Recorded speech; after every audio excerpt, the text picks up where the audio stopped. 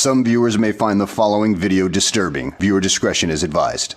Hey everyone, welcome back to Board Games Online. Brad and I are doing our top 100 games of all time again. And yes, it is that time of year. And I swear to God, every year, it just seems to fly by. Like, it's always just like, wow, it's already like, because we always do it around November-ish, because December is kind of reserved for games of the year.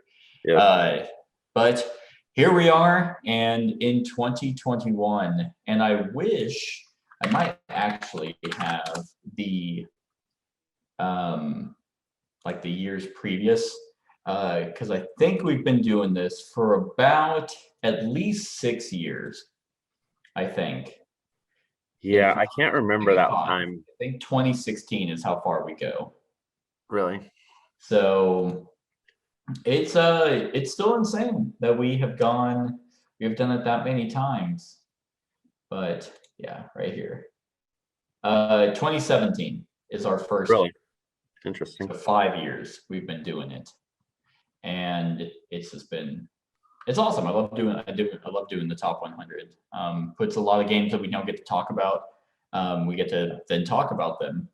So so this year is actually, Brad and I were kind of talking about this, is actually pretty fascinating from my end, mainly because I was able to play a lot of games I haven't played like in a long time. I got to play them again this year. And it's wild how when you're ranking like games, how often you play them actually takes like into effect.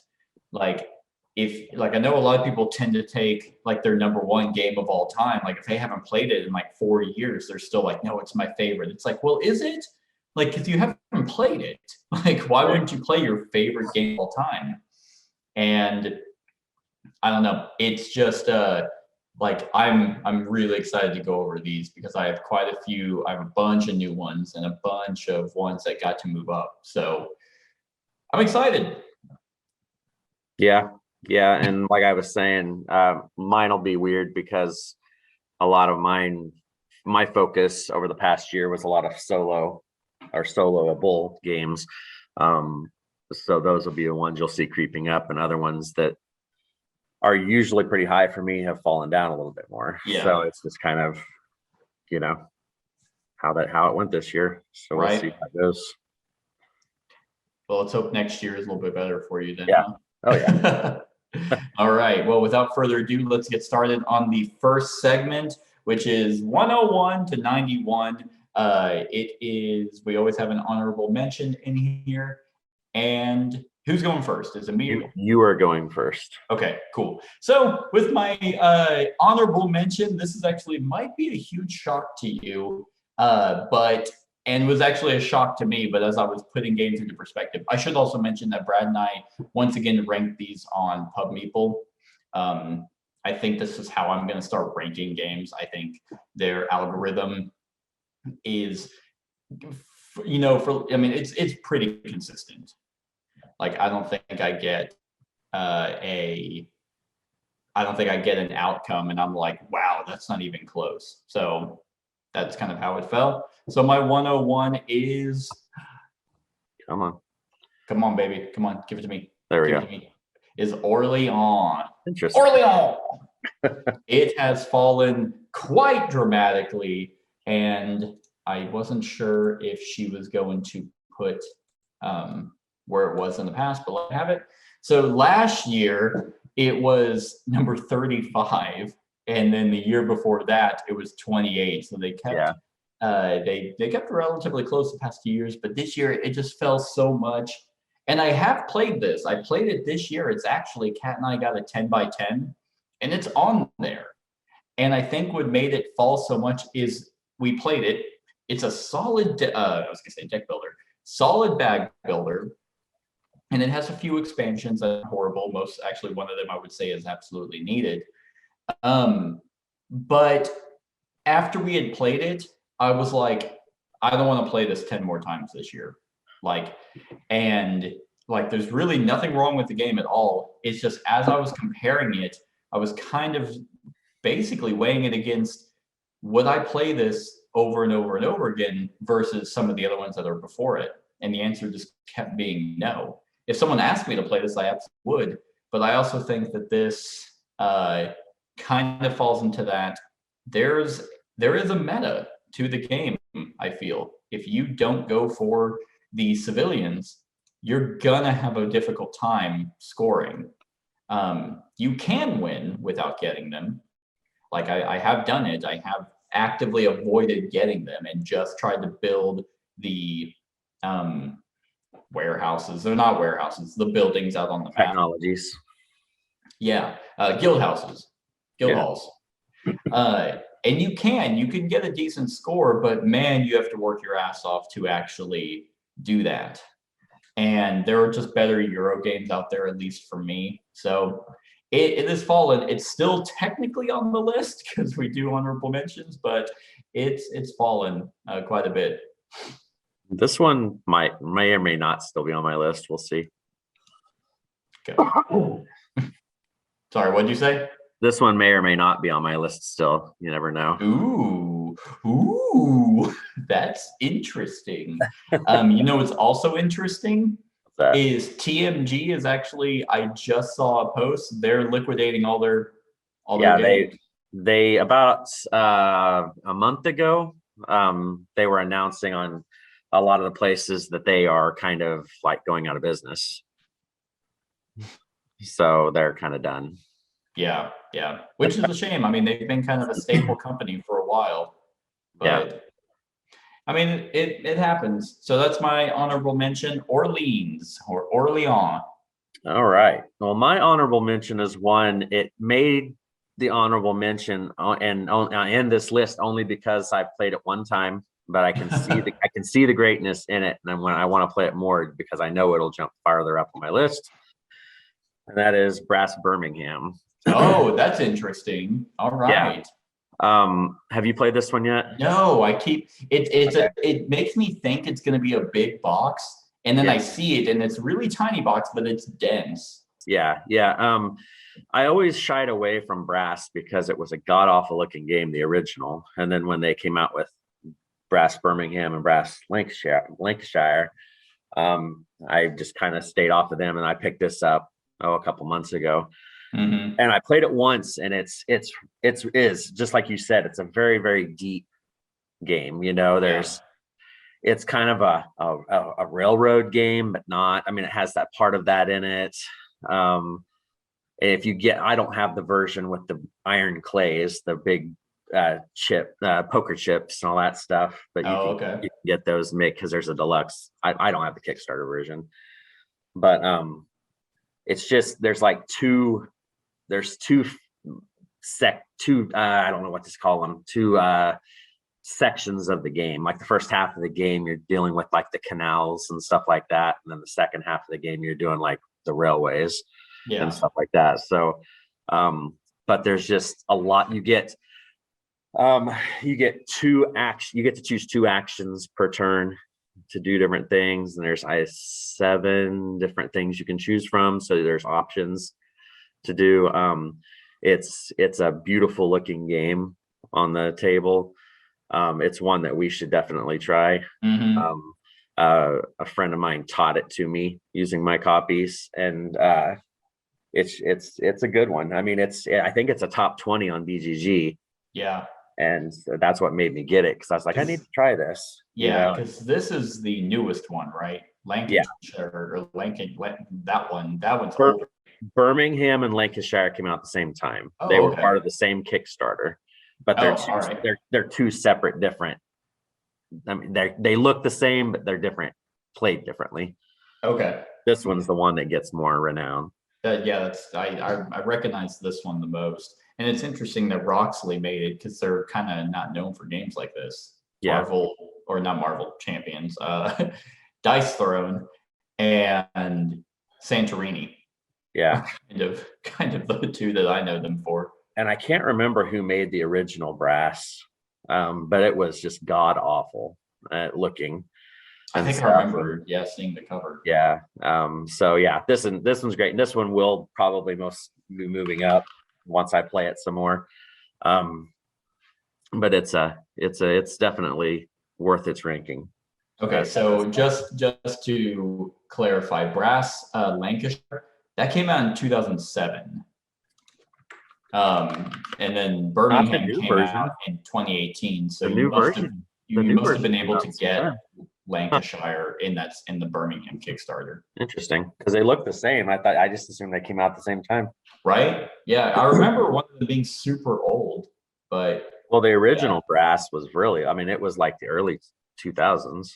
yeah, maybe this was it. I don't know. I don't know. Maybe this was a Reef. Yeah, 'cause remember, yeah, it was like a guy, some ugly ass guy. He's like on it. Yeah. Yeah, that's the one I remember. So maybe Lancashire is an updated version. Yeah, I don't know. I don't know. Okay. This well, is the cool. best Yeah, version. I definitely want to give that one a shot. So now we can get into the actual list, which is, I was like, what the fuck?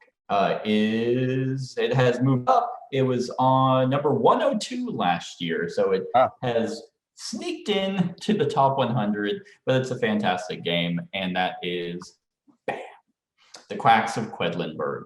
I was actually surprised it didn't make the list last year. It was just out. What didn't? In 2020, it was. I'm just trying to move things over. Yeah, there it is. 102. Voyage of Marco Polo and Sherlock Holmes edged it out. But anyway, so this one, once again, funny enough, my first two are bag builders. So this is a push your luck kind of bag builder where you are getting different kinds of components from potion ingredients that do different things. Like they kind of score you or work differently. Like I think the Raven's Beak or Crow's Beak, whenever you draw it, it allows you to like draw a certain number of chits from your bag, and you can choose which one, or you can choose to use the one and put them back. And depending on the value of the chit that you pull. So you're essentially drawing these to go around a spiral track, trying to go as high as possible without busting from the cherry bombs, which are the white tokens that everyone starts with. Over the course of the game, you of course get better and better chits in your bag, but it is a push your luck because you have to have if you hit a value of 6 cherry bombs, then you bust, and then you basically get nothing as a reward. So this has a few expansions. I only have the one. I think it's Herb Witches is the one that is kind of readily available. And this one actually gets some praise because I was able to teach this to my mom, who I have yet in a game that I can teach her that she just doesn't like immediately not get. Right. And this one she was able to kind of pick up and do relatively well at. So I think that that's a huge statement. The designer, Wolfgang Warsch, he makes fantastic games. He's definitely a designer that I kind of keep an eye out for because I'm very rapidly enjoying everything that he has made. So if you're looking for a fun, push your luck, light kind of game, but I mean, not light, I wouldn't call this a filler by any means. I would definitely go check out The Quacks of Quedlinburg. This one, I think the biggest bonus to this is the amount of replayability because there's so many different versions of those colors of chips you can play with. That's true. So I mean, you can just choose all different kinds of sides or different deals, and you can make up cool stuff. Yeah, that's true. And then the expansions just do what expansion should do and just add more of an already solid game. Right. Yeah, good choice. Cool. All right. So my number 100 is one I haven't got to play as much as I want to, hence why it's 100, but I can still tell it's a good game because I'm a sucker for card drafting. Okay. And that is Hedora. Nice. This one, a lot of people call it a 7 Wonders killer. I don't at this point. I still love 7 Wonders. But this is one of those games with card drafting and everything. My wife loves that kind of stuff, so we get to play this one.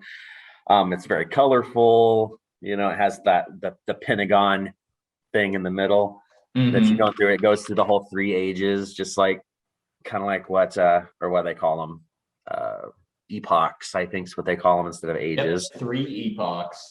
But yeah, you know, it's you're drafting cards, you're building up your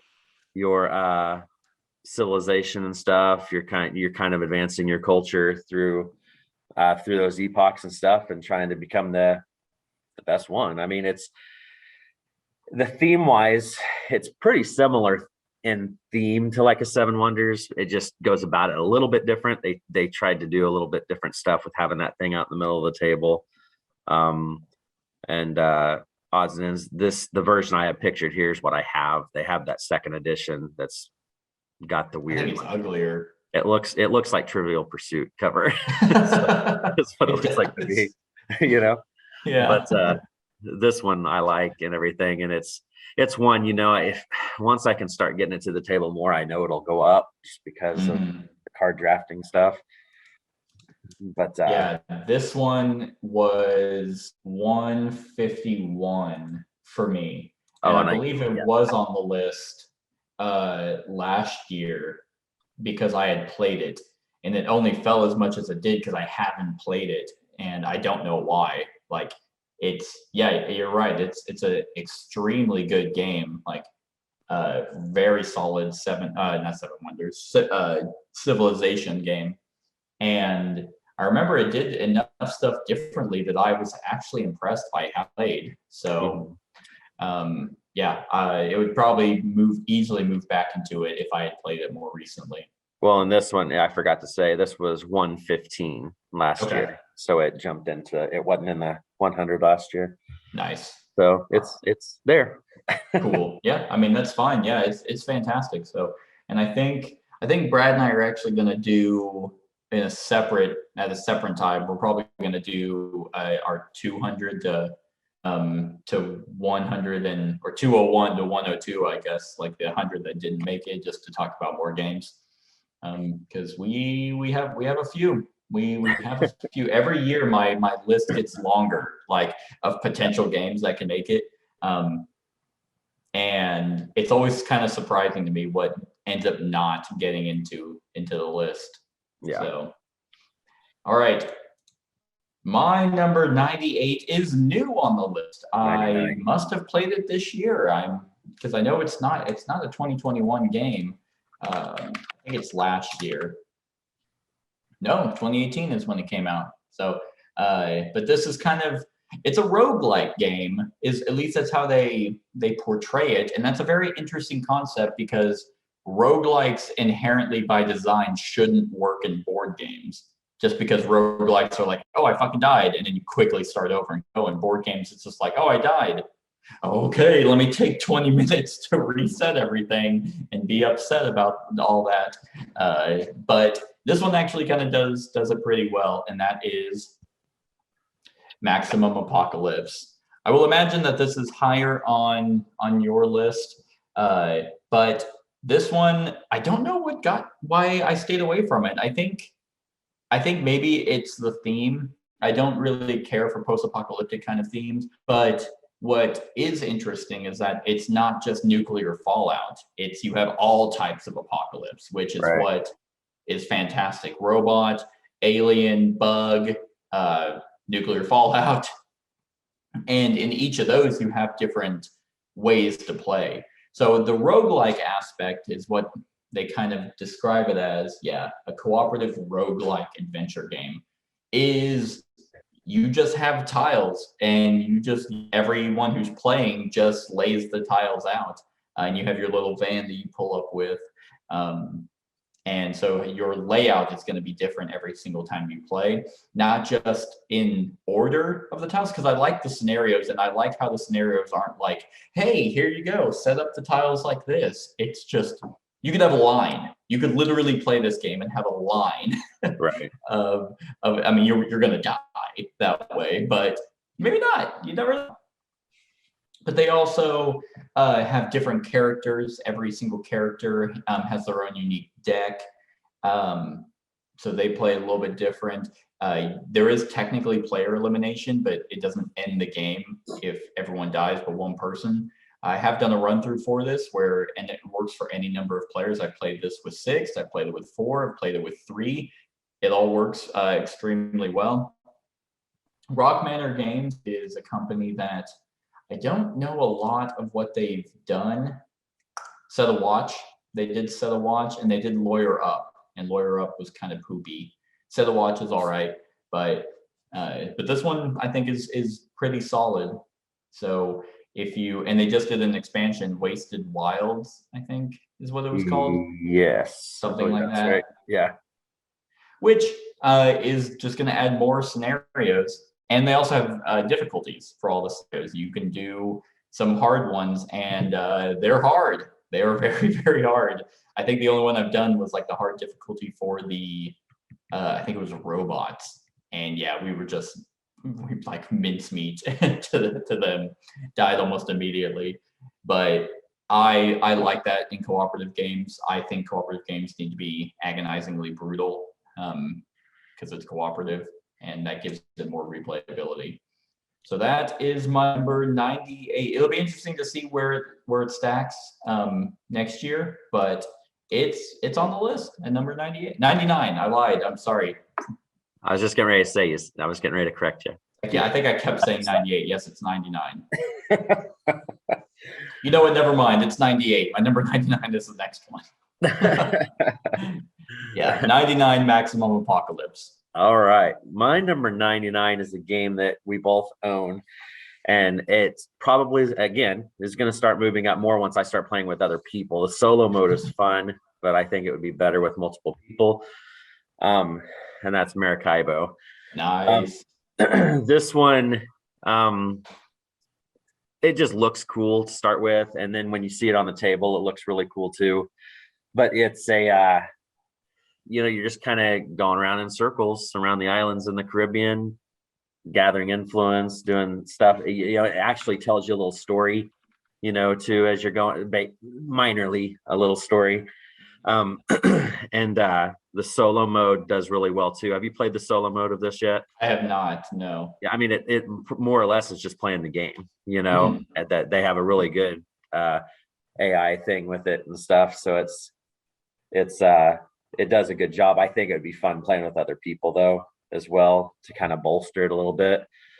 But yeah, you hear all these trading in the Mediterranean and all this stuff and everything. Well, this one's a fun one. But like I said, you're moving around, you're doing different actions, delivering goods, doing this and that. And then there's like that, what do they call it? Do they call them quests? Like a quest mode or something like that. I think it said like that. There's like it's like a quest mode and over tiles and stuff like that. And I think it's like whoever's going after the thing gets the story. Like I said, it's not like a pure huge story game, but it kind of has a little bit of stuff with it. Yeah, I mean, it has a narrative that these kinds of games don't ever have.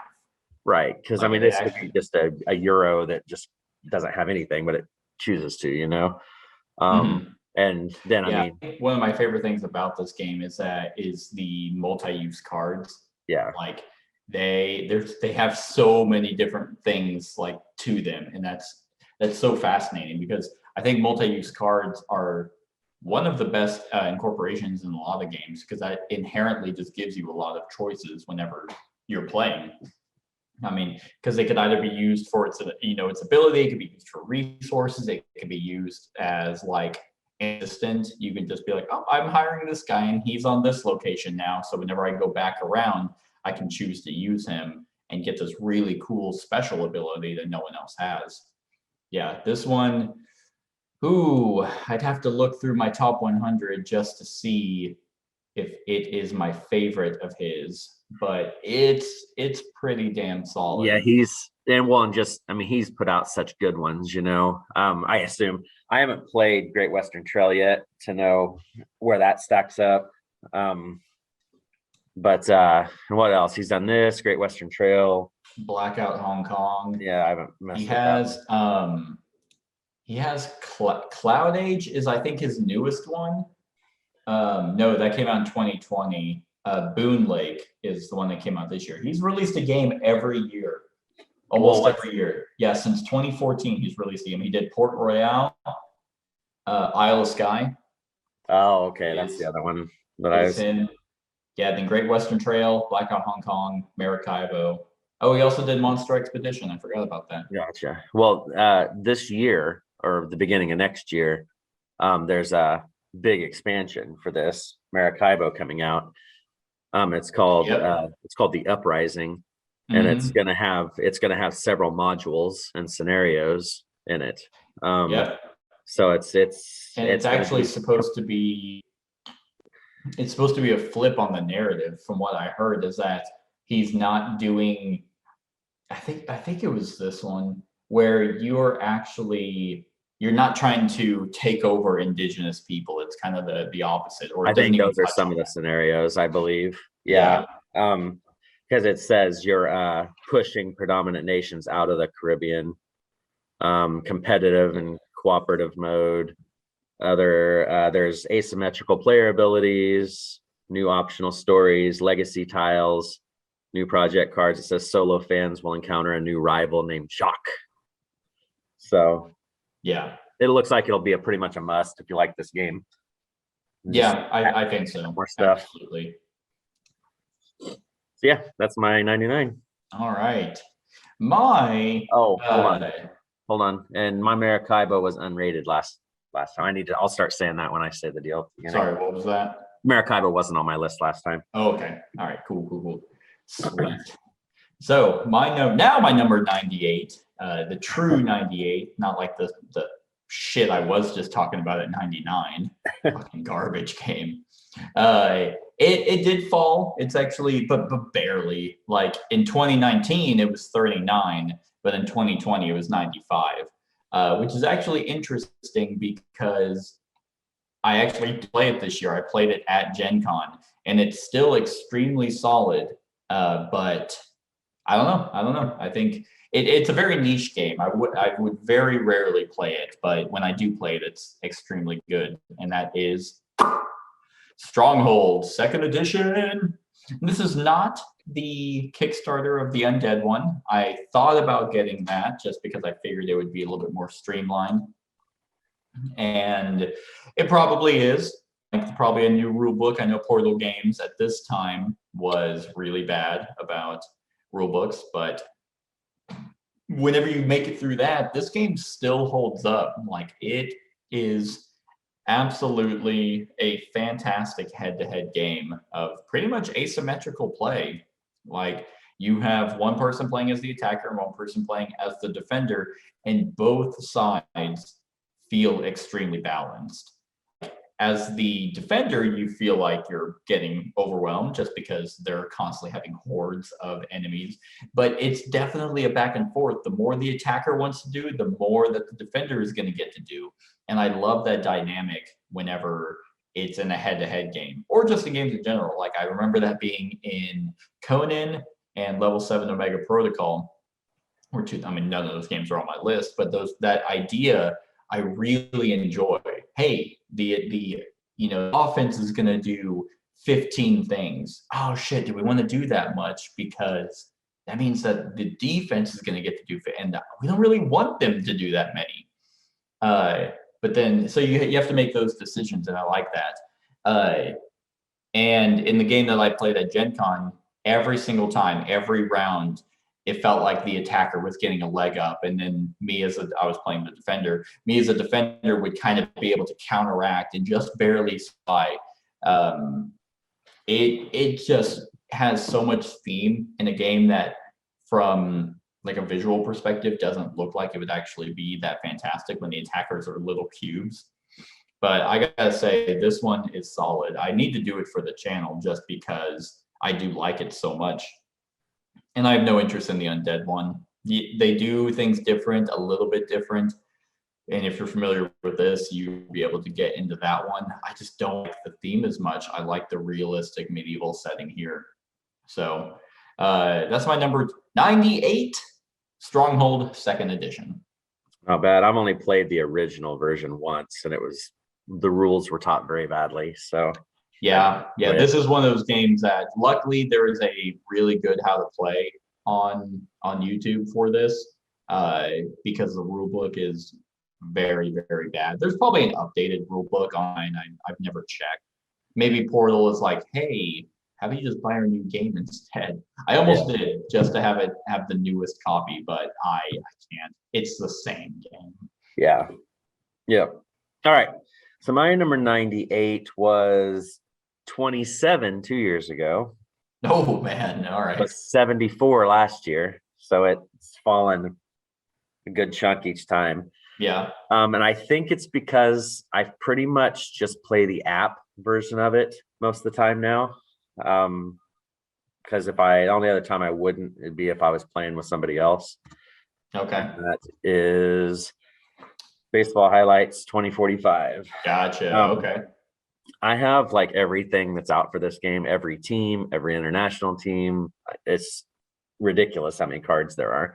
Yeah. And it's a great game. A good head-to-head baseball game, super simple. Plays really well solo.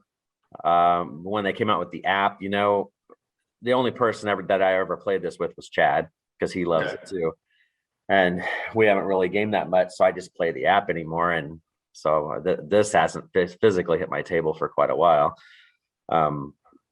Still a fun game. It comes down almost to a little bit of a more complex paper, rock, scissors in a way. I know that makes it sound stupid. It's not like that, but like there's certain cards you can play that nullify cyborgs or robots or humans. Those are your three kind of faction type things or type players that you can have on your team.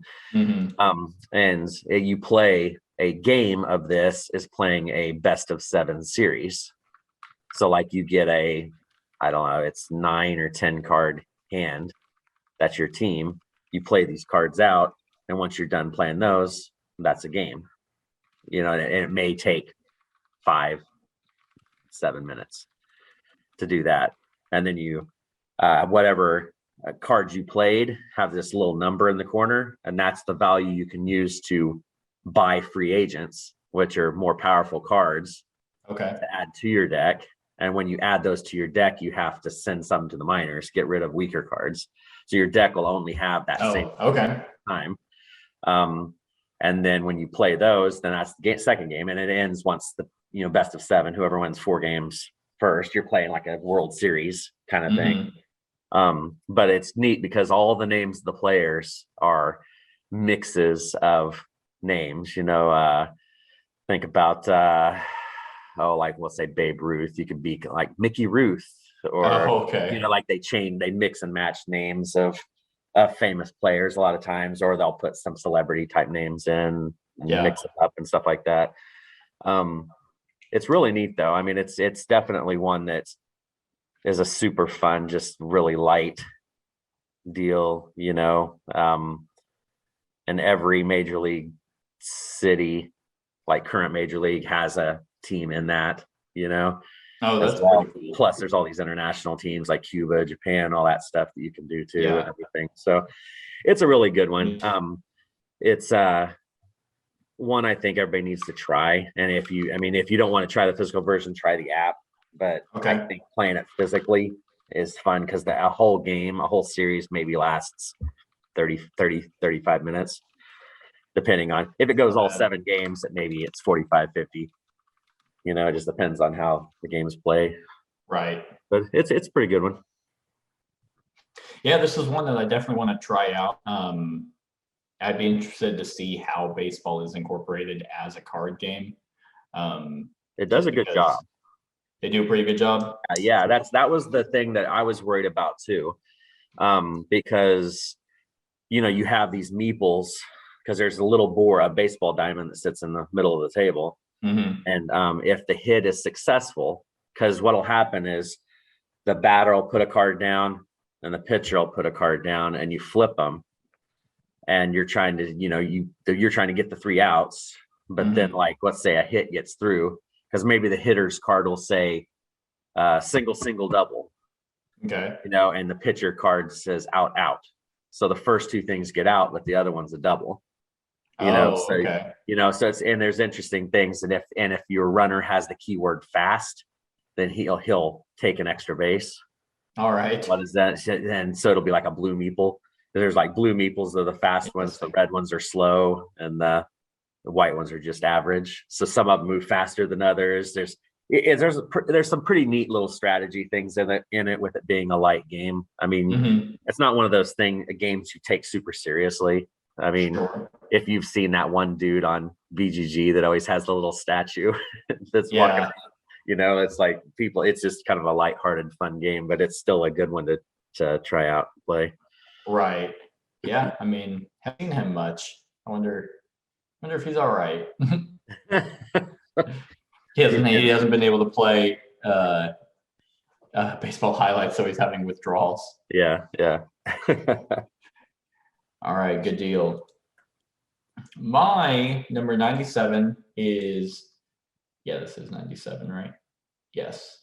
Is brand new to the list as well. And this one is one I would have expected to actually like, but it's a pretty solid one. I very much enjoy it, but I understand that this game is definitely not for everyone. And that is Shasen, the political strategy board game. So this one, it's very bizarre because there's almost two games to this. You have the political part, and then you have the area control part. And the area control part is it's pretty solid. It's mainly you have little pegs you put into spots that represent the voters because you're supposed to be a persona of some type of political figurehead. You're running for office, and then, hey, here are the different regions that you're trying to have the most voters so you can win. But if that was it, then I would have just got Campaign Trail and ran with that. In fact, who knows, whenever I do get Campaign Trail in, if I'm going to even want two, types of political games. But what makes this one even more interesting is that you have, at the beginning of every turn, you get asked a card, and and depending on which deck you're using, you can use the US deck, which is up until like 2020. There's an Indian deck of Indian politics. There's a future one, and there's a few more that'll be coming out with their newest expansion. But these are relatively controversial topics. Like, you can have some that's like, I don't know, should abortion, be legal? Like, should they teach creationism in schools and things like that? I mean, so like things that are going to rile a lot of people up if like this is not a game that you just take to a random game day and play with people you don't know. Karens unite. It's just because you're just asking for it at that point. But if you're playing with people that understand that this is a fucking game and they can discern, hey, this is you as you're making decisions based off of the way that you want to role play a certain candidate, then no one's going to get upset. And in the games that I've played of this, no one has just freaked out over someone answering a question. The rules even state, hey, don't answer these as if you're the one answering the question. You can, like I do, because I don't really care. But it's just it can spark discussion because a lot of these questions can be brought up, and you can be like, hold on, I know we're playing a game, but I am interested to know what everyone's thoughts are on this. If you want to, if you're brave enough to do so. But the way you answer those questions, you answer them based off how you like the resources that you want to then use to do your characters special abilities, which will just help you combo off to get more voters. You can even change your answers to kind of sway to the popular vote, so you can get more voters in certain regions, and it becomes, at the end of the day, an area control game. I think this is extremely unique, but absolutely not for everyone, especially if you're doing the 2020 US version, which I did for the channel. But yeah, this one is very weird. What's even funny is that we're doing this today, and it just so happens that Dice Tower Tom Vassell put up like kind of like a quick run through of a bunch of different games that he didn't like, and he was talking about this one and how he's like, this is a bad game. And I'm like, no, it's not. Just because like you might have gotten butthurt by some of the questions, like doesn't mean that this is a bad game. But he also doesn't like things like Cards Against Humanity and things like that, which I get, they're not for everyone. But I like it. And that's my number 97. Shasen. All right. So my number 97 was 54 2 years ago, was 58 last year, and it fell just because it hasn't been played. Because it's virtually just complete ass right now. I don't. You have it too, but I don't know if you've played it yet or not. Probably not. It's probably That on my is- shelf. No, I haven't played it. Sulk in the Mayan Calendar. This is one that I really like. I just need to get it played more. Like that's the only reason it's falling, because it should stay kind of in the 50s probably. Plus, it even gets better if you get the tribes, whatever the expansion's called, Tribes and Prophecies or something like that, because then that gives you the variable player powers to start off with, which makes it even more unique.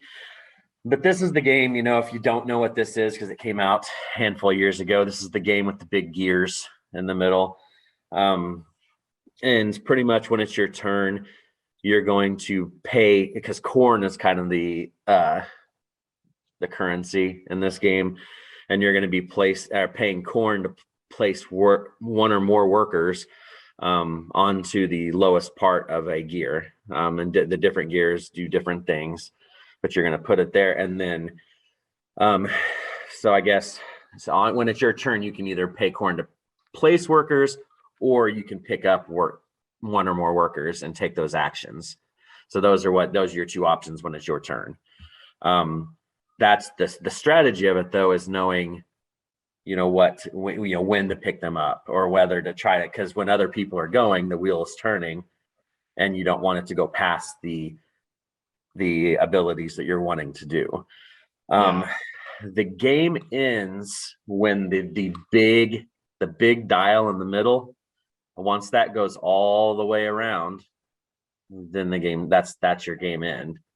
Oh, interesting. Okay. So it's like, you need to mess with the time, pay attention to that. When you're putting them on the littler dials and doing that stuff, those move quicker, obviously, because they're smaller dials, and stuff like that. There's just a lot of stuff going on in this game. I mean, if you look at the designers, I mean, you've got, this was one of the, I guess, Daniel Tassini. Yeah, one of the original T games. I mean, I know it's not the in there with, but this was kind of the predecessor to Teotihuacan and stuff like that. But you're getting the purple crystal skulls, and you're doing all this, building buildings, doing all this stuff. When you add in the expansion, you're getting the different player powers, so you kind of have a little more direction at the beginning and everything. It's just a really cool game, and it was one that it took me a while to get, because I wasn't sure at that time. I wasn't into Euros as much, and I've gotten more into Euros now, so it's definitely cool. And then I need to try all those other ones, the T games that I haven't tried yet as well. But they're definitely games that I kind of gravitate towards, especially owning. I have all of them. I do have this, but I haven't played it. Yeah, it's Teotihuacan, Tekenu, and Tawantinsuyu. I have all. And then Tabanusi, I think is the... Yeah, I think that's the new one. Tabanusi. Nope. Yeah, okay. I almost had Builders of Ur. That one is Ancient Mesopotamia. Awesome. Did that come out this year? Yeah, Daniel Tassini and David Spada. Huh. Interesting. Yeah, so I would say you definitely need to try it. I mean, get this one played at some point, just because I know you like all those other ones. And and this one, just has that uniqueness with having that the rondelle thing with the gears and all that stuff, and having that time aspect, knowing when the game is going to end, because that middle dial clicks once every person. Yeah, So it's like, you can kind of gauge when the game is going to end and which stuff. is cool. Yeah, Yeah. that is always nice. So it's kind of it's a good one. All right, good deal. My number 96 has fallen. It was new in 2020, and it was at 62. It is not a new game, but I never played it until last year. So it's fallen a little bit, but which also funny enough, I have played it this year, but I played it with, oh God, 6 people.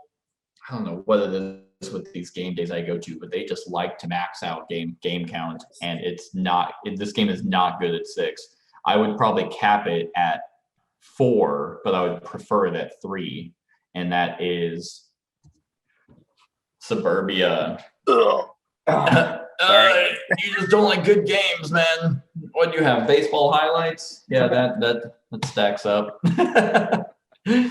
No, Suburbia is a fantastic game. I very much love city builders or anything that you can like look at the end of the game and be like, hey, here you go. Here's my city, here's my castle, here's my roller coaster theme park. And this one, I think, actually can kind of incorporate a little bit more of a story. The best example I have is Kat had Orlando as like her starting base, and the only thing that she ever picked was mobile homes in a middle school. And so she was basically like, yep, the people in Florida only have a middle school education and can't afford houses. Lo and behold, she did not do well, but it was hilarious because it's like, yeah, that's what I would expect from people in Florida. I think this one is extremely solid. I love the versatility, the cool combos that you can get off from the tile placement. It doesn't look, I mean, the collector's edition is kind of sexy, but it's a very top-down eagle-eye view, so everything looks really tiny. It's like if you were playing Sim City and you scroll down all the way is kind of what it looks like. So a little bit more detail, I think, would be nice visually. But the reason why I would never play this with anything higher than 4 is because it can get very complex and annoying very fast, because it's like if you have a tile that says, hey, you get, a population for every green, I always took it as that you get it for whenever you take that tile, but that's a constant ability that you have. So it's a lot of micromanaging of other players, which I don't want to do in a game. I don't want to sit there and be like, oh, okay, when did you get a green? Okay, you got a green, you have to remind me. Oh, but it's just very annoying with multiple people. If you have 3 others, that's just 2 other people that you have to kind of keep track of. It's no different than 7 Wonders or something like that at that point. But this one I very much enjoy. If you kind of like this, like Sim City or city building in general, this is definitely one to go after. If you don't want to buy I would say the collector's edition, but if you don't want to spend the $100 on that, then there is an app. And a friend of mine who doesn't generally like these kinds of games likes it because of the app. Because in the app, you're able to kind of test a tile and see, oh, this will get me this many points. This will get me this, and it does all that micro calculation for you. So if you don't want to deal with, if you want to play this with 6 other people, then you can play it with the app, I would say. But I like this one physical. I don't generally go for board game apps, so that is my number 96, Suburbia. All right. All right. That's all I got to say about that. Well, let's move on to the next one. All right. You don't want to live in the town of tomorrow today? You don't want to do that, Brad? My city building games that may or may not be on this list are a little more simpler and not as, I don't know. Anyway, Yeah, we'll get to you that. don't know exactly. All right, my number 96. I'm only saying that because my 96 is going to be kind of it's barely on the list, and it's because I've only played it once and I need to play it more. But the rule book just is a bear, and that is Mage Knight. I don't remember the rule book at all. This is a difficult ass game to learn and to keep learn, like keep it in your mind. Like I played it that one. I spent all this time learning it, and I played it, and I trudged my way through. Enjoyed it. I was making a bunch of mistakes as I was going through and everything. Yeah. And I felt pretty confident by the time I got done. And then maybe a week or so later, I was going to play it again, and I had to go back and try to relearn the whole thing. And it was just, it's such a complex bear of a game, but it's a really good solo game if you can get that stuff down. Okay. This one, people talk about Too Many Bones being really complex with all the stuff you have to learn and keep track of and everything. They've just done it a little better than these guys, I think. As much as I do like this still, and if I can get it to where I'm playing it consistently and have it learned better, it'll get played more. Yeah.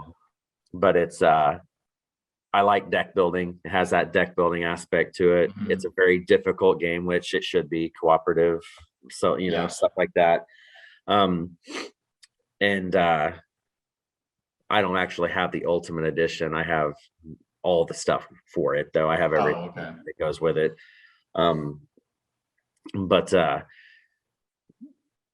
can see why this, because you look at all these solo lists online, and this is like either number 1 or number 2, like every single list, it seems like. And I can see where it is with that. I just need to spend more time with it to see if it hits that point for me. Right now, it's going to have a tough time because Too Many Bones and stuff like that get played a lot more. But yeah, I mean, this one, and you've played this before, I know. Yeah, right? yeah. This was actually one that I play. I've never played it solo. I played it with a friend of mine at the time, and yeah, I thought it was okay. I think we only did like the tutorial scenario, Right. and I don't know, maybe I just didn't like these kinds of games back then because it was like 6 years ago since I've done it. But this one was also on the top 10 list that I did of games I used to not like, but I do now. Just because I was looking at this one and I'm like, yeah, this actually has a really good deck building aspect, sense of exploration, different scenarios. There's no campaign as far as I'm aware. It's just different scenarios, which is good. So yeah, there was really nothing for me to not like about it. Maybe it was just kind of a weird, complex game at that time. Yeah. Well, if you ever want it again, I have a copy not in a box that's missing the elf miniature that you can just that's what I want, a bag of a game. Well, I mean, if you want, I mean, it's just sitting here for me if you ever just want to play that's it. True. I guess I could always just do it for the channel. Yeah, or whatever. I mean, it's totally up to you. It just sits here for now for spare parts if I ever lose anything. Right. The other one. Maybe if you ever draw a wound card, you're just like, fuck, just rip it. Tear it. Like, I guess I'll go get another one out of Yeah, this one has a lot of cool mechanics, and I never made the connection to Too Many Bones, but I guess it is kind of in that same idea with your chips of monsters that have the different dials on it. Too Many Bones does that exactly. Well, and the theme of Too Many Bones is so much better. I mean, that's Too Many Bones beats this game by a mile. That's why Too Many Bones is going to be way up on my list. And spoiler alert, obviously. and this game is where it is. This one, once it gets played more, but when I sit down to play a complex solo game, I jump on Too Many Bones more, and stuff like that, or these ones that'll be coming out next year,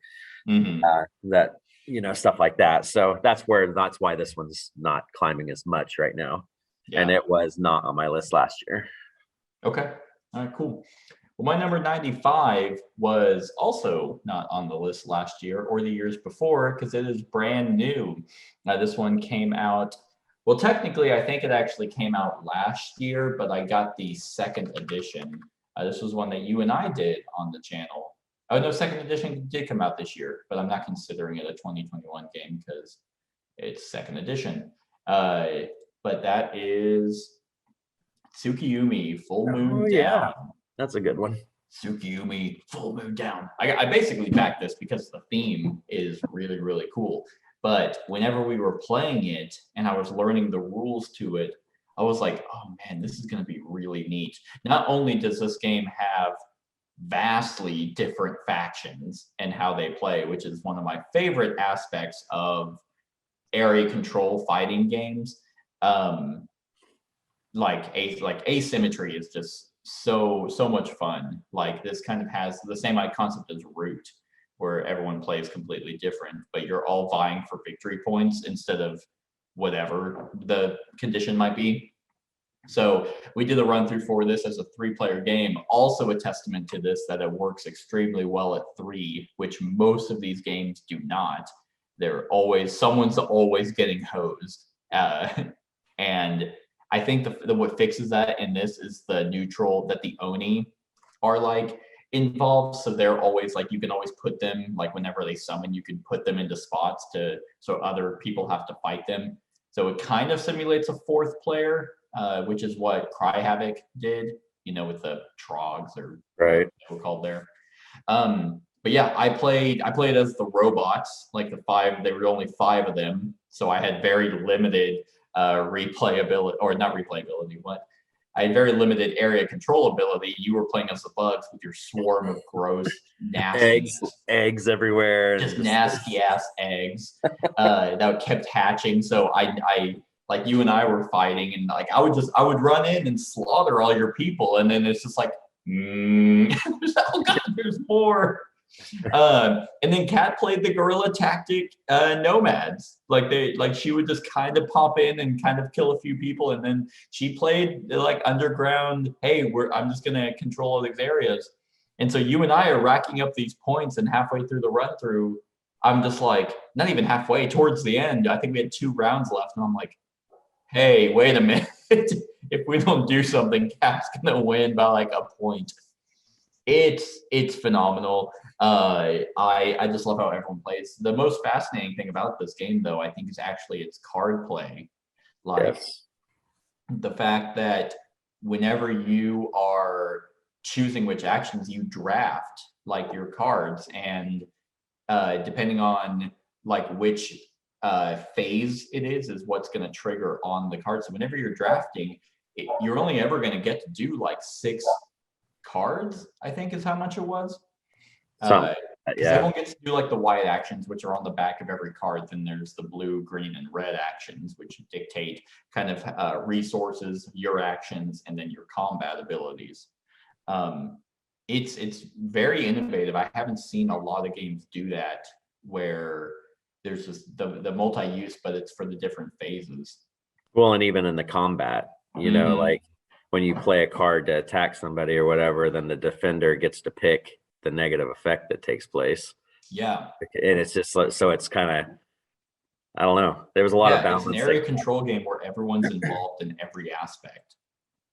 So very cool theme. I know they have one of the expansions, which I think makes it cooperative. You fight the queen in the moon egg, whatever this theme is. Very anime, like weeby shit is kind of what this theme is. Which there's nothing wrong with that. I mean, I'd watch an anime of this, but it's very innovative. I like it. But yeah, and there's a bunch of different factions. So I would just love more. I would love more factions for this game. This is one that I would own in a heartbeat, but it would just never hit the table. Yeah. No, like I don't want to spend $200 on it for it to sit there, like, because I liked it. It's just would never get played. Yeah, that's true. Tsukiyumi, and it's very weird to pronounce, but yeah, there's quite a bit of stuff to it. Like a lot of different factions, a lot of different modules to pop in there and really the modules are for making your factions different. So, yep, this is my number 95, Tsukiyumi, Full Moon Down. All right, my number 95. Yeah, it was 17 2 years ago, and it was 23 last year. All right, now it's 95. Yep, so it certainly is. So it's kind of going extinct. It was just a meteor just came and just wiped out. Dang. This game, it's not that this game has not hit the table for me in the last entire year. Wow. And it's not because I don't like it. I mean, I still like the game. It just hasn't gotten played, Yeah. this is going to be one of those. I know as soon as it hits the table again, it'll be bounced right back up. You know, Yeah. it just I haven't played any of the expansion stuff for this. I haven't played the Dino World. I haven't done any of that stuff. This is just straight up Dinosaur Island. And I've really enjoyed it. The solo play of this isn't spectacular. That's another reason why it doesn't, because I mean, if it had really good solo play, I would get it to the table more. Yeah. But it just needs to have that, you know, at least one other person. Probably I like it at 3. Yeah. But I do too. 2 is okay. Like, 2 works. Yeah. But yeah, this one is one of those games, and we've talked about, because it's been on our lists probably for the last few years, both of ours. But you know, this one, it's almost like 4 games in one. You know, there's the dice drafting phase at the beginning, then you are placing your what is it? Your draft, it's been such a long time since I played the damn thing. See, you get your dice. You gain your dice. DNA. You get dinosaurs there as well. Yes. You get your market stuff, your people. Right, and then it's the worker placement stuff where you're placing all your workers on your workbenches and all your stuff doing the actions, and then you place your patrons into your park. Yeah, that's right. So the only reason I remembered it right off the bat was because I have just played Dinosaur World. Perfect. And it kind of has a similar feel. And then I played the Roar and Write, which honestly would probably be in my top 100 if I had played it, but whenever I made the list. And this is a really cool one and everything. I haven't played Dinosaur World. I'll probably play it at some point, but I don't know if I'll buy it just because I have this, and I don't know if I know there's differences, but there are, because I've listened to a bunch of reviews and stuff, but I don't know if it's big enough changes for me to go all out of this and into that. Yeah, you can. I just uploaded it on my channel. You can watch our discussion on it if you want to know, because we definitely talk about the 2. It's inevitable. You have like a convulsion if you don't mention Dinosaur Island when you're talking about Dinosaur World. Well, because I know there's that whole Jeep thing where you take Jeeple, and doing all that stuff. So but yeah, this one again, like I said, if it hits the table this year, it'll probably bounce back up. It's just it's just one of those casualties of not playing many of these multiplayer games this year. You know, it's funny that it's such a drastic fall, and also the cover art that your daughter found is like so bad that it kind of fits. Well, she told me that she couldn't find a straight up one without a border or anything on this one. That's fair. I told her, I was like, that's fine. I was like, it's not. I don't really care. It's just kind of funny how it kind of goes hand in hand. How it fell like 90 spots. And I don't really give a fuck about the cover art either. Yeah. All right. What? That was my 95. So no, that's fair. My number 94 was 57 in 2019, and it was 92 in 2020. So it's fallen 2 spots. This is also just because I do not really play this game anymore. Most likely, if I do not touch the game by next year, it won't be on the list. At the time, I think even in 2018, I was playing this a shit ton, and then I slowly fell out more and more, but I still really enjoy it. And that is this one isn't bad. Magic the Gathering. I always do that. I always try to find the card back, but this is probably better than but yeah, so Magic is one of the deepest card games out there, if not the deepest. To have a foothold and a domination on the market for 28 years, they've got to be doing something right. With Magic Arena being able to play this online, it's exploded even more. It's just my favorite way to play this is Commander, which is basically 40 life, 100 card decks, 99 cards in the deck, and then you have one commander that your deck is essentially themed around. I tend to, all the decks that I've built, not all of them, I guess, but because I built a shit ton.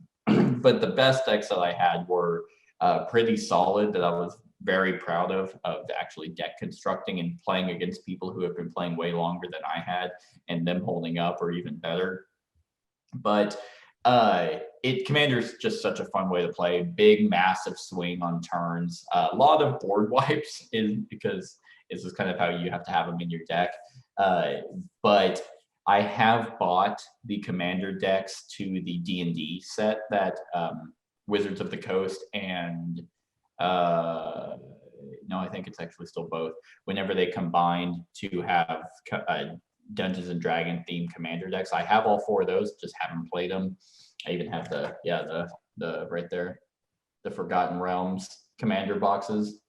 Haven't touched them, just because those are built for 4 people, and I don't know 3 other people who know how to play Magic. But yeah, this one, it's fallen just because I don't play Magic anymore. What essentially kicked me out of even wanting to play it is I had this epiphany of like, oh, I will never not be spending money. Like, you always, to stay relevant in Magic, you always have to be buying cards. And I just don't want to do that. So yeah, I've thought about getting into Arena online, but I really just enjoy Commander. I don't want to do Modern or Standard or Pauper or anything like that. So it's just not a game that I play anymore. But whenever I do play, it's always a blast, even though I typically get my ass handed to me. But yeah, that's my number 94, Magic the Gathering. All right. My number 94 is a game that was 43 2 years ago, 52 last year, and now it's 94. And it's going to fall for the exact same reason that Dinosaur Island did. It's just because it's a multiplayer game that just hasn't hit the table. Yeah. Yep. Pure trash. Actually, I don't even think this is in my top 100. I really like this game. It's just, it doesn't really have a solo version at all.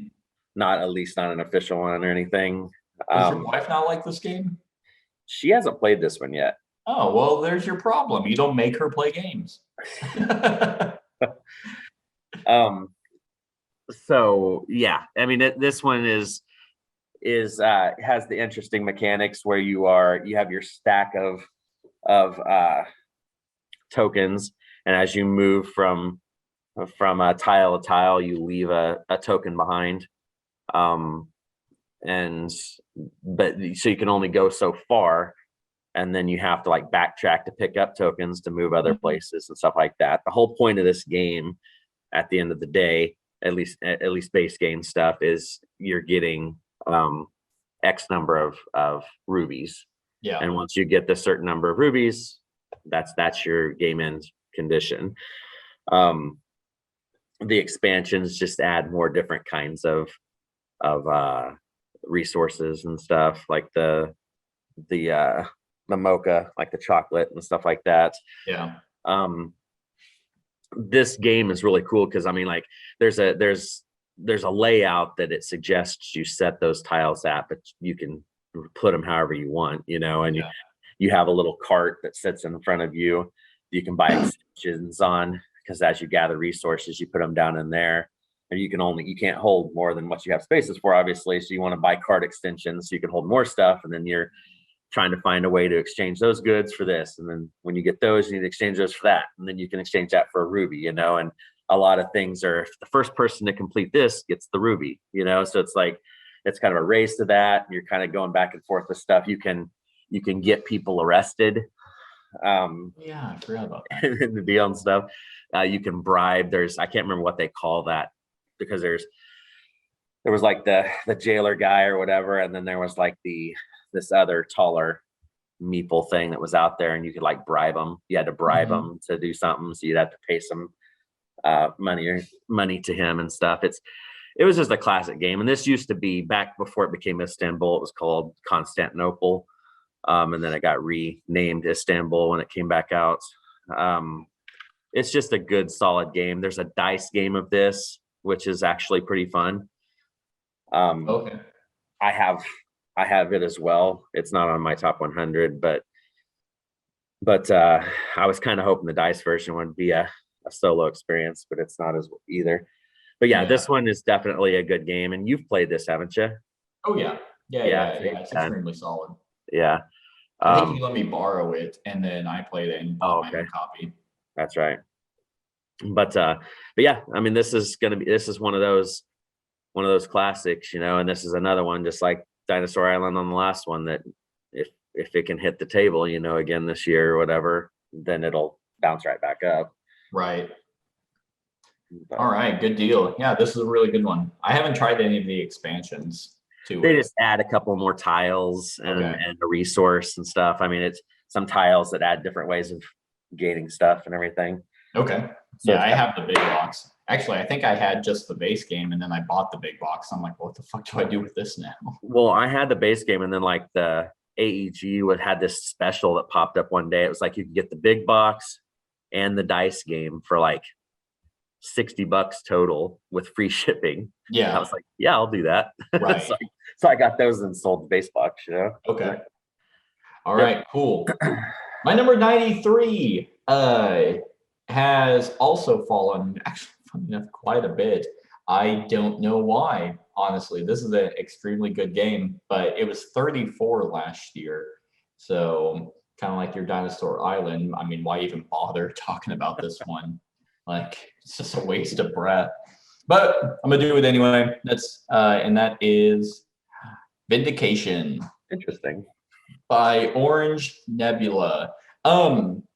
I don't know why this fell so much. This is an extremely solid thematic-ish Euro, where you play as a character that was washed up on shore on this mysterious island, and you were trying to vindicate yourself by doing different actions. I think the biggest kicker to this one is that, which it might be fixed in their newest expansion, is that there is no rhyme or reason really why you're doing what you're doing besides the game telling you what the title is. Hey, you're trying to vindicate yourself, so go get some animals. Go build a tavern. Go kill this monster. Yeah, I think the expansion's gonna try to right that ship. I think so, because that is really what's missing, is connecting all your different actions. So, but other than that, yeah, it's extremely solid. You are you move around this board, and you move in really weird ways, like in between the tiles, and then you kind of do the actions of the tiles that are around there. You can surround, you can build, you get more tiles, you can explore, you can like you can go out and fight monsters, and you need all these different abilities that you can acquire throughout the game, and have followers that also give you special abilities to be able to succeed in doing what you're trying to do.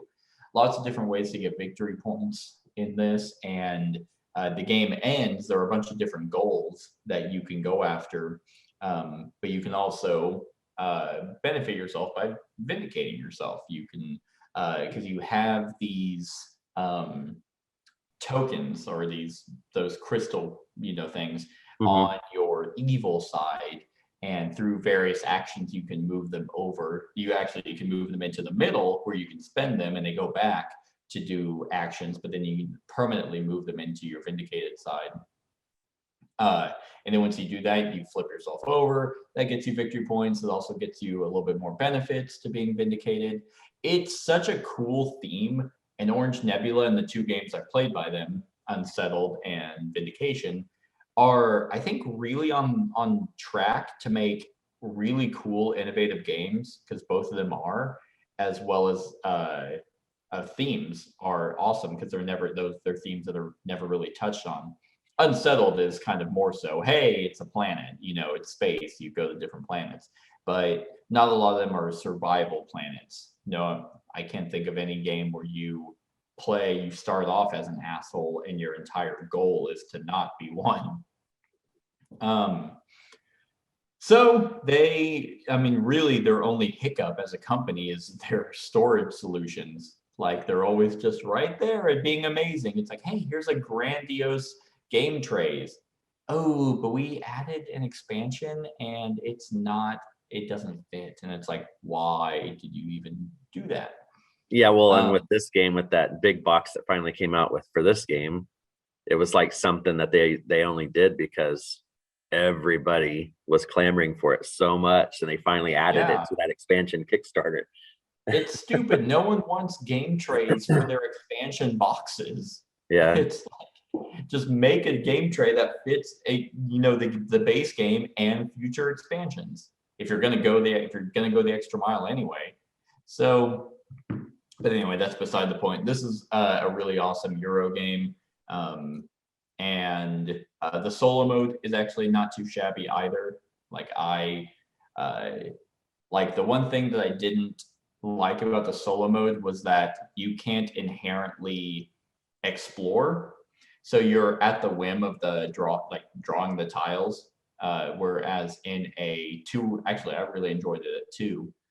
But in a 2 or 3 player game, the map is going to fill out, and then it's just, yeah, you're still kind of at the luck of when the tiles come out, but at least you know the tiles will come out when you want to go do a certain action, and not just hope that you come across, hey, I really need to find the monster cave. Oh, it's at the bottom of the deck that I'll never get to. Guess I'm not doing that, But I also like the variability for how the game ends with the different objective cards. So this one is extremely solid. That's my number 93, Vindication. all right, my number 92 is new to the list, and it's already been mentioned by you. Oh my God, it's Shawson. I know how Yeah, much you you're jump on right. that. No, it's Maximum Apocalypse. Yeah. Maximum Apocalypse, and for the same stuff you said, I mean, this one will probably be higher.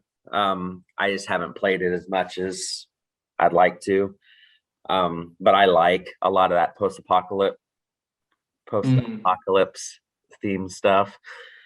So tossing in that new expansion that's coming, because it deals with like weather elements and stuff like that and everything, like being too cold, being too, all that jazz as well. So I just like, and I know the art is kind of polarizing. I don't mind the art. It's all right. It's very comic booky. Yeah, So, but I mean, there's people that gripe about it, Yeah. but getting the legendary edition of this is kind of cool because you get the miniatures and all that stuff as well. And it's just a really cool game. And it took me a long time because I kept seeing this for sale everywhere, and I didn't really know anything about it. It didn't really catch my eye a whole lot. And then somebody was talking about it one time and talked about how good of a solo game it was too. I was like, heck yeah. So I checked into it, and I was glad I did, because I mean, they could make stuff for this, for a long time. They just pick Yeah. different stuff and roll with it, Yeah. albeit most of them in the same way, it seems like, where you're trying to get the stuff, get the van, get the hell out. Yeah. And I guess this was a role-playing game, which I think you can actually get. Yeah, they sell a role-playing game too. Yes. Yeah, this one includes distinct campaigns, new twists around exposure. Yeah, the elements and interactions with other survivors. 4 new characters, new mechanics, and new monsters and apocalypses to face. Which is and it's not an easy game either. No, it's not. I mean, it is kind of Ameritrashy, like, right, but not in an annoying way. Or maybe I just like you expect it from a game like this, so your mindset is different. Right. You're not going into like a head-to-head complex game, and then it's like, man, I hope that everything pans out, and you roll dice and it doesn't go your way. Yeah, So, and that expansion stuff's supposed to fit into the legendary box too. So look at that. An expansion that's going to fit into the box. oh, weird. Huh. Who doesn't do that? That's odd. But yeah, I mean, there isn't much more to say that you didn't already say. Maximum Apocalypse. It's a good one. All right, cool. My number 92 fell. It was on the list. It was brand new on the list in 2020 at 57. And it's fallen quite a bit, but I think it's still an extremely solid game. I think the novelty is kind of worn off, and that is Tidal Blades, Heroes of the Reef. So this one I still think is very cool, absolutely gorgeous artwork, very neat kind of board presence that it has. The different areas of the arenas, you know, the Olympic Games is kind of what it feels like. And Kat and I actually played this not too long ago. I did too. Oh, really? And it very much holds up. I think that the different characters are a lot of fun. The different skills that you can build up, you know, because I think whenever you hit that marker, you draw two and get to pick one. So you'll be able to build up a little bit different each time. Going after the kind of challenges that will, you know, you do a little set collection, also increasing your stats, your character stats, which allow you to either roll more dice, get more focus, build your character. It's all fascinating. What makes this game also, I think, inviting is whenever you got the Kickstarter, it kind of had a storybook, which I did read just because I was like, oh, why not? I have it in front of me. And that did enhance the game a lot because you kind of knew why people were doing what they were doing, the history of the different games, what the games were. Just the world they created was nice to kind of go into. But really, a lot of what you're doing is you're defending the reef. So you are trying to become a Tidal Blade, a warrior that protects the islands. And so you are trying to amass all these different dice. The dice level up in certain ways. They go from, you know, the red and blue, and then they can go as you level up the white dice into a medium blue and then a darker blue as they're more powerful. Because some of the higher level monsters you can go fight require higher level dice. And so you want to go over there and fight them, because if no one fights them, then there's a horrible negative effect. But if you did go over there and you just kind of stabbed it, you just fuck you, and then you just stab it, and then if no one kills it, then you're like, "Ooh, well, guys, I did my part. You didn't do anything." And you get points for that.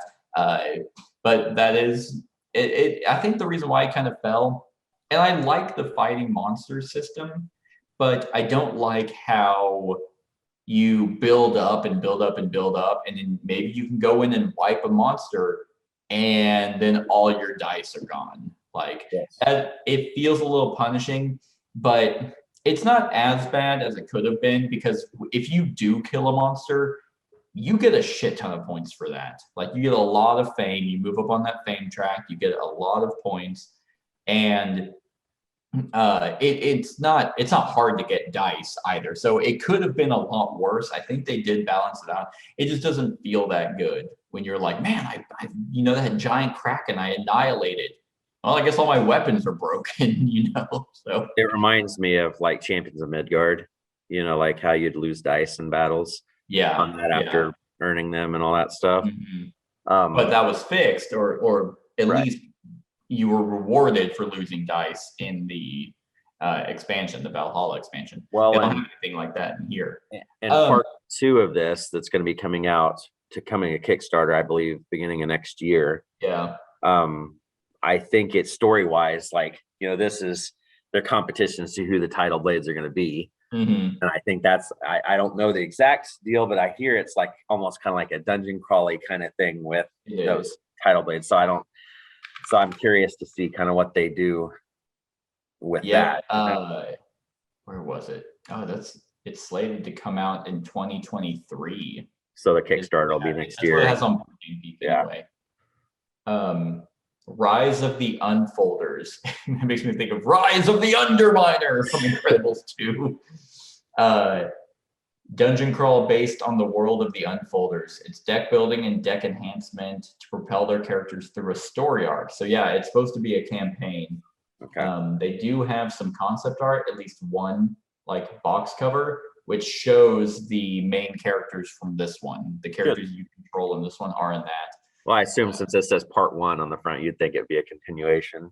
That is true. So maybe, the Unfolders are the enemies or something, and you become the Tidal Blades in this, and you go fight. I'm extremely excited. I love this world. This is a beautiful, I mean, not happy, but a happy, peaceful world. And then, yeah, there's monsters, but they're not like terrorizing the land. These people aren't being eaten like day in and day out. So I'm excited to see what part two comes with. And I'm glad it's not more of the same. I think I like the idea that part two is a completely different game, just set in the same world, but still a continuation. But anyway, that's part two. We'll see what that is like. But part one is extremely solid. And it was new and unique back then, but now it's like, okay, yeah, it's a good one. And all my minis are painted, which help. Yeah, I need to get mine painted. That would be nice. So, that's my number 92, Tidal Blades. My number 92 first jumped onto my list last year at 119. So it actually went up. This is one that was a game that was several years ago, was on one of my worst games of all time list. Oh, okay. And I've done a complete 180 on it. It's actually really grown on me, and I really enjoy playing it. And that's Resident Evil. Sitting here and I'm like, Gloomhaven can't be at his 92. Oh, no. I will throw up. So the Resident Evil deck building game it's not in print anymore. It's expensive as hell to try to find. I finally have accumulated it all. I have everything. And it's just a good old deck builder. I mean, in box, it has different play modes, like there's the story mode, there's a mercenary mode, and a versus mode. The only way I play it's the story mode, because the versus mode is like you get rid of all the monsters and you just play humans against humans, which is kind of dumb. And then the mercenary mode is you're just trying to kill as many zombies as you can. The story mode, though, is where you run through, you're trying to you're buying more ammunition and stuff. And just like in the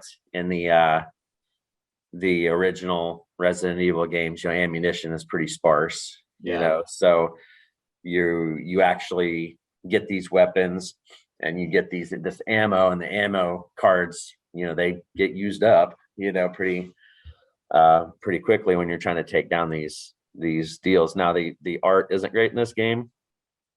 No, it's not great. Graphic design is not great. The graphic design, the graphic design is not great in this game. The gameplay is not great in this game. No, actually, and that's where it gets you, though. I mean, that's I'm a big Resident Evil fan, and I think back when I put this on that negative games list, it just because of those things, I wasn't able to overlook that for the gameplay. It was just like, this is trash. It doesn't hit my expectations and all that stuff. But then I came back to it because somebody was selling the core box for dirt cheap, so I just picked it up again to give it a shot. And then I've just been playing it. I mean, all and the expansions that you get, like the Alliance and the Outbreak and the Nightmare and the Mercenaries expansion, all that stuff just adds more baddies, more heroes to pick. Do they have bosses? Yeah, that's the end. And story mode, when you're building it, there'll be like a boss at the end, like a big infected that you'll take on, whether it's one of the main ones or whatever. Okay.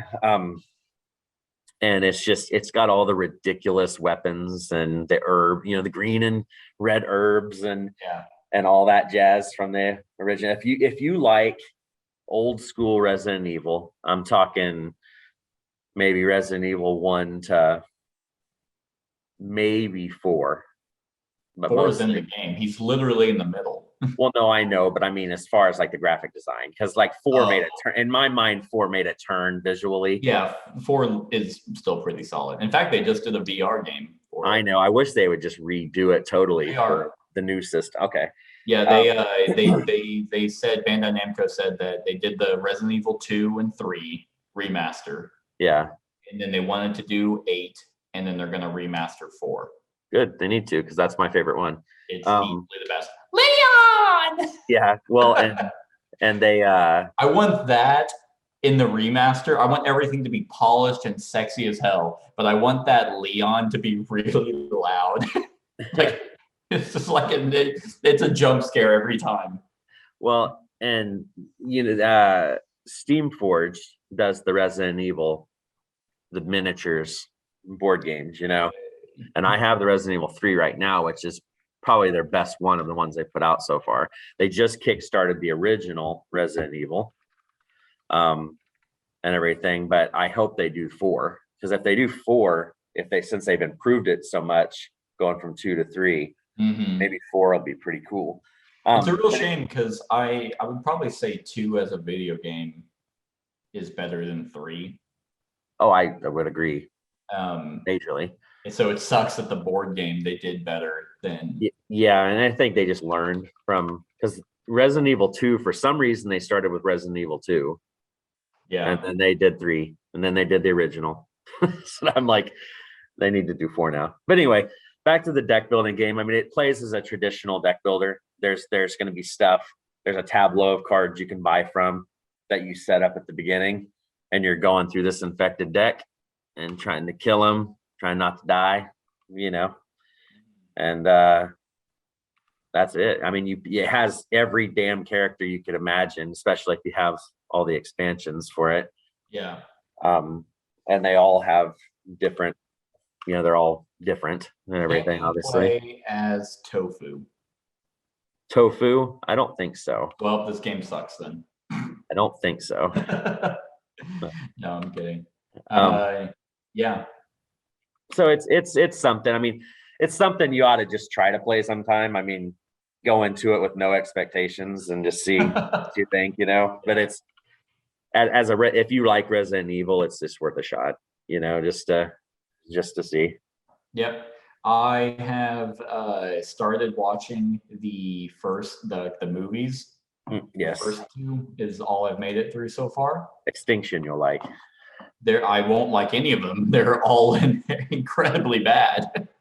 Extinction is the best one though, as far as like the story. Like if any of them is, I'm not saying it's an Oscar award winner type thing or anything, but it's visually and the way they filmed it and everything. That's the best movie of all of them. Okay, well they're doing a new one, Welcome to Raccoon City.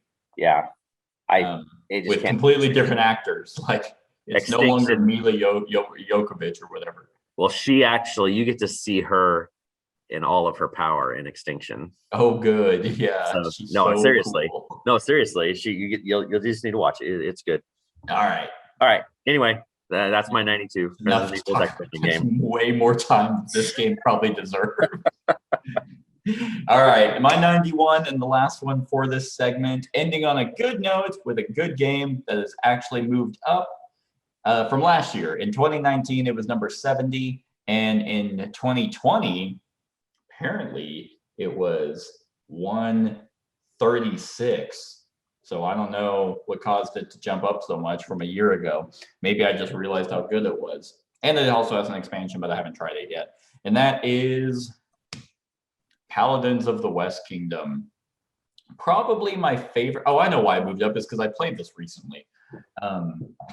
Probably my favorite of the West Kingdom series. I need to play Viscounts a little bit more. I don't believe Viscounts made it into the top 100. But this one is extremely fantastic. It does drafting and worker placement in a way that I find very satisfying. The fact that there's like a tavern deck, and then a certain number of tavern cards come out, and you pick those. Those are the workers that you have.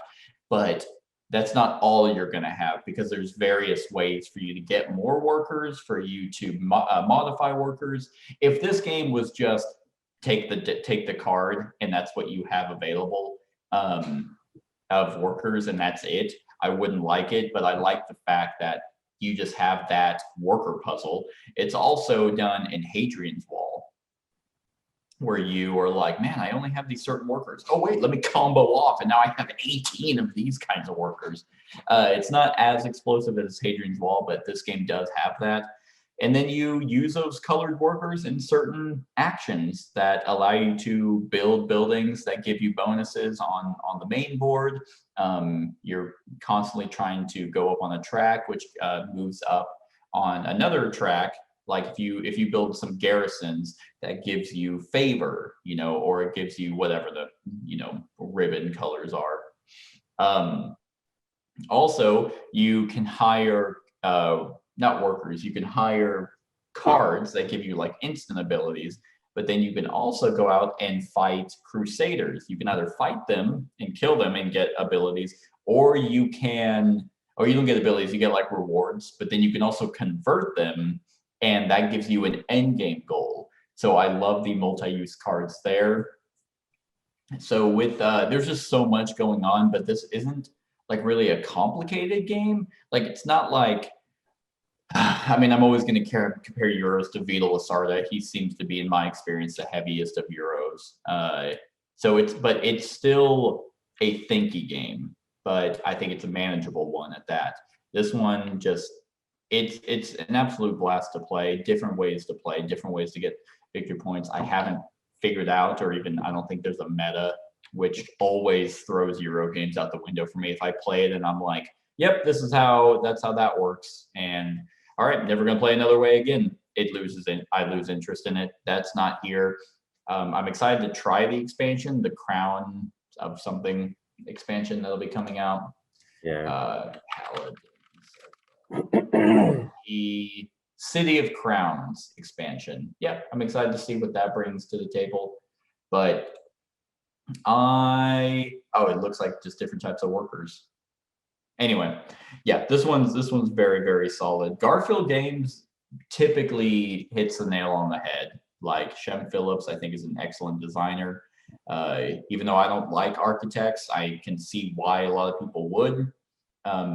But Paladins and Viscounts is awesome. Hadrian's Wall was awesome. So he knows what he's doing. He needs to cut that artist like from his books, his accounting books. I don't think they need to pay him anymore. Artist, great. The Miko, like what an entitled self-given name. I have no idea where that name came from. That's his nickname. Like it's some Polish name, I think. Oh, me. The artist is me. Oh wait, is that for? Mihalo Dimitrivsky. Yep, I'll just call him the Miko. No, it's this one's awesome. So I'm glad it got up. It moved up into the top 100. I don't know why it fell so hard, but yeah, that is my number 91, Paladins of the West Kingdom. That's one I need to play more myself too. All right, my number 91 is one that you haven't played yet, and I haven't played a ton. We were gonna play it, but we ran out of time one evening, and that is Shadow Kingdoms of Valeria. No, we did play it. Nope, we didn't. Oh no, we didn't play this one. I bought it, but we never did. Yeah.